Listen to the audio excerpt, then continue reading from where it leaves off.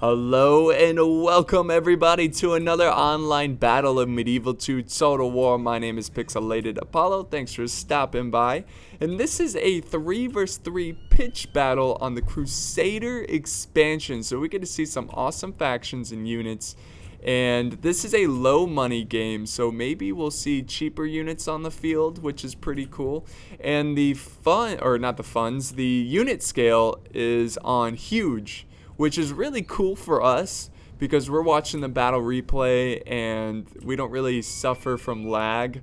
But imagine playing a 3 vs 3 on huge scale. That must have been painful, super laggy.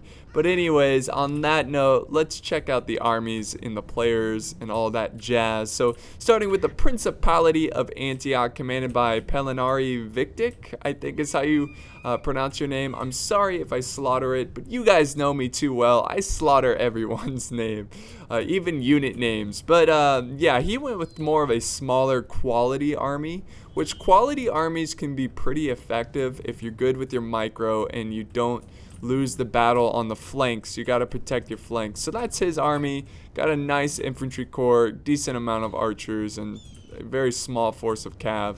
So let's check out his allies. He's got the Mongols over here, commanded by Brian Ian King, I think is how you pronounce his name. He's bringing a lot of archers, which, you know, classic Mongols here, but not really bringing a lot of cav, which is kind of surprising. But yeah, he's got a lot of archers and he's got some heavy lancers here, so pretty small force. But if he can sit back and get a lot of volleys, he should be able to rack up a lot of kills. And the final army, we have the Egyptians, and he's got a very diverse force of infantry here. He's got the Tabadoria, Sudanese tribesmen, dismounted gulams or gulams. I don't know how to pronounce it properly. He's also bringing a lot of spearmen here, so I don't know how I feel about spearmen. If you can use them wisely, you know, use them to flank or attack cav that's stuck in melee, they can be pretty useful. But yeah, I like the Egyptian army because he's also got some nice cav over here. So let's look at the opponents really fast. We've got the Kingdom of Jerusalem. Just like the Principality of Antioch, he's going with more of a quality army. He's got about 4 units of heavy infantry, a lot of cav, which I love to see. Some Knights Templar. Look how glorious they look. Very nice. His general. So very small army, but if he can be smart with them, he should be able to do pretty well. And over here we have the Byzantine Empire, commanded by Keegan Dog, and he has a lot of peasants. He's got like 3 units of peasants, which is kind of surprising. He could have used that money for upgrades or something like that. He's got 2 Greek fire throwers, so we get to see some fire throwers, and he's also bringing this unit over here, some Byzantine gunners. So yeah, he's got a mixed, balanced army, I guess you could say, but I feel like a lot of his units are kind of worthless, like the peasants, the bombard. So we'll see how he does here. And then, last but not least, we have the Venetians, commanded by King Stingray, and he's bringing a pretty solid army. I think this is one of my favorite armies out of this whole battle, just because he has some nice cav, some nice infantry, and some decent crossbows. So let's go ahead and start this one, guys. Fairly long intro. There's a lot of armies and players. So here we go. We've got the Principality of Antioch charging forward here. If we check out, well, actually I'm hiding the mini-map, but I was going to say if you check out the mini-map, I was going to look at what all the other armies are doing, but if it's hidden right now, the armies are all just kind of marching. Venice is charging forward here. He might be trying to get his crossbows in range. It's kind of actually surprising that Antioch has his crossbows behind his infantry. Crossbows, usually you want them in the front lines because they're really good at shooting, you know, directly straight and killing the enemy. Looks like some Mongol horse archers are getting slaughtered right now by somebody. I think it's the Venetians over here. Mounted crossbows. Maybe it's the Byzantine Empire putting down some pressure.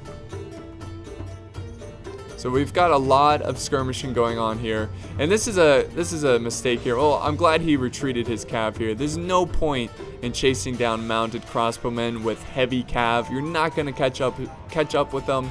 You're just going to lose troops, and it's just going to be a hassle. So do not chase mounted crossbows or mounted archers. And let's see what's going on here. Egypt rushing down to the Byzantine Empire. They're just going to completely avoid the Kingdom of Jerusalem. So Jerusalem needs to quickly march over there and help his Byzantine ally before they get crushed. And over here, it's still a little bit of a chess game. We do have some cav fighting, so it looks like some male knights went in for the charge. But this is going to be an easy victory over here for the Principality of Antioch. But hey, look at this. Venice is getting a lot of kills though from afar. So maybe that charge was worth it. I don't know. It doesn't really seem like it. Oh, look at this. We've got some feudal knights going to the flank, and this infantry here is taking a lot of casualties from the crossbows. But once the infantry engage here, it's going to be a tough fight for Venice because they have armored sergeants and dismounted feudal knights. So let's check out what's going on over here. We've got a huge peasant charge trying to keep the Egyptians back. This would be a great time to go charging in with your cav if you're the Kingdom of Jerusalem. Here comes a charge over here. So this battle is going really fast. Charging into these peasant archers, not a big deal. Oh, the flamethrowers. Come on, get a good volley. For the subs, guys. Oh, come on. Oh, you're going to fight in melee now? Damn. Oh well. So flamethrowers trying to hold their ground. Here comes the Kingdom of Jerusalem, quickly trying to get over to their ally. They're like, we're coming. Hold strong, men. And look at this. Look at this. Venice. You know what? Let's slow it down a little bit. Slow it down so we can really analyze the battlefield here. Venice is kind of surrounding the Principality of Antioch. That's pretty wise because he has a bigger number of troops. So if he can cause them to break, that would be huge for him. Over here, looks like it's the opposite. The feudal knights are surrounded. The Venetian feudal knights are surrounded. These cannons of the Holy Sepulchre, they're going to destroy them. Because remember, the two-handed glitch is no longer an issue in the expansions.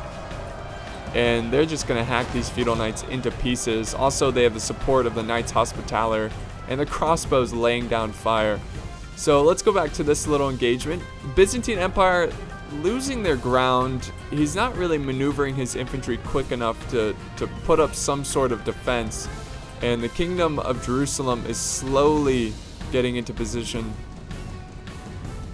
Looks like he's setting up his archers right here. His very, very nice archers. And he's charging in the cav. He wants to get his cav engaged here. Try to kill off these Egyptian heavy cav. There we go. There's the bodyguard. Egyptian bodyguard. Maybe you can get lucky here and kill the general. But all the Byzantine Empire needs to do is form up here. He's got his forces in like this checkered formation. That is not good. Form up a line, try to hold as long as possible, and hope that the Kingdom of Jerusalem will attack from the flank here, from the back. So putting down more fire. The squires of Tripoli coming down, charging down. They're taking a lot of fire though. It's not a good sign. So let's go back to this fight over here. And oh, that's too bad. Venice is breaking completely. He is retreating some forces, his Pavi's crossbows, but this is looking like to be a victory for the Principality of Antioch. So just the quality of troops were too much for Venice.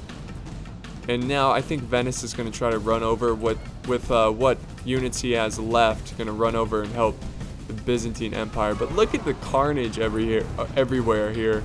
This is fantastic. Cav charge going in. We've got an infantry charge. Look at this little like hill here, this sand hill. They're charging uphill into these units. Oh my god, these Egyptian units. This is so epic of a scene here, guys. I love it. I love this game. Never gets old. Best game, NA. 10 out of 10. So this is a uphill battle. Oh no. That is the Egyptian general slain on the battlefield. That's going to be huge. He needs to try to get around these forces. Ooh, good strike here. Good strike into the... Oh, and that causes... Oh, that's a big rout. See, it's really easy to rout your enemies in this game, no matter how expensive of troops they have. If their flanks are exposed, they will not have the heart to fight, and they're gonna break out of there. Byzantine Empire falling back to this hill. We've got Venice regrouping their forces, so they're fighting their hearts out. They're gonna try to form up some sort of position here to fight the enemy back. But Kingdom of Jerusalem just slaughtered. Really, really slaughtered. That is a shame. Egypt really doing a good job. I really like their position here. You know, they just formed up on this hill. I think Kingdom of Jerusalem, they should have just slowed down a little bit, because the Byzantine Empire, they're repositioning. They're getting in a better position. But he just kind of rushed his army in and got outflanked and outpositioned. So I think for Medieval 2 Total War, it's best to have a middle army when it comes to quality and quantity. You want to have some nice quality, but you also want to have quantity. You want to have a pretty large force to protect your flanks. That's so important in this game, to protect your flanks. But Venice is trying to do some damage to these dismounted heavy lancers.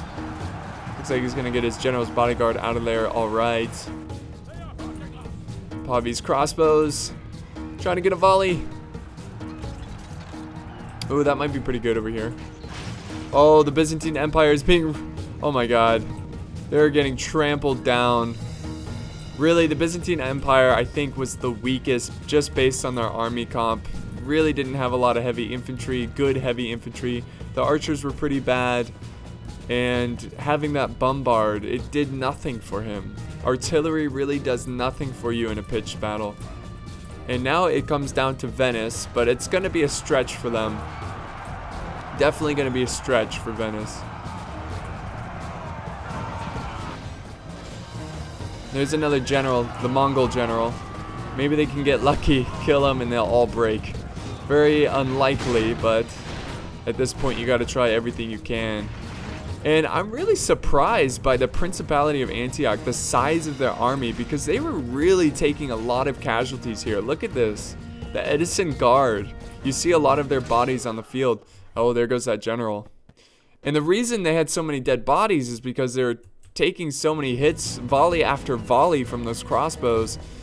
So I'm really surprised how intact this army is, and Venice didn't get a lot of progress done against Principality of Antioch.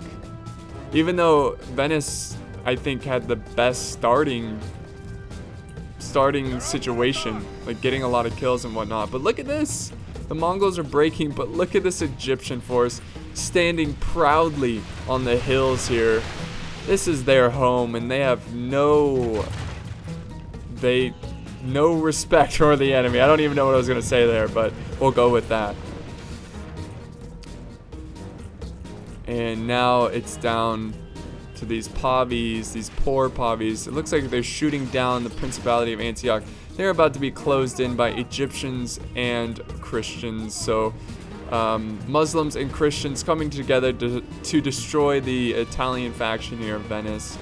And oh, just look at this, from all corners of the world, coming down, crashing down on these poor Venetian troops. And that's it, guys. That's the battle. So not exactly a close battle, but this scenery, I mean, look at just look at the battlefield right here. I don't know what it is, fighting in the desert with, you know, with like feudal knights. It's just an awesome scene, an awesome sight. So yeah, it wasn't close, but it was a very, very exciting battle to watch. Look at this. Look at all the dead bodies here. That is gruesome. Gruesome fight. So I think the biggest mistake, actually what I should say is a really good tactic is Egypt double teaming the Byzantine Empire. It really made the Kingdom of Jerusalem uncomfortable, and he had to rush his army down and really force the fight, and that caused his army to just be utterly destroyed. But over here, Venice doing the best on the losing side. King Stingray getting 736 kills. And then over here we have the victors, Principality, getting 400 kills. Not a lot of kills.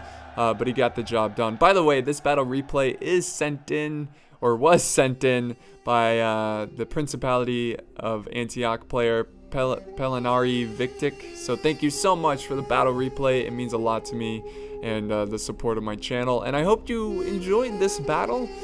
Very fun to see some expansion battles. And I guess at this point, I will see you later. So thanks for watching, guys.